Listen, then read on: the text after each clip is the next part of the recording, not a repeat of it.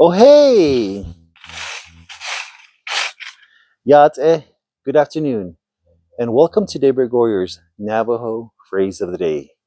Today's Navajo phrase of the day is going to be I'm raking leaves. To say I'm raking leaves in Navajo, you say T'isbit'an aha nehesííd, T'isbit'an aha nehesííd. I'm raking leaves. T'is means trees, Bit'an means its leaves, aha means together.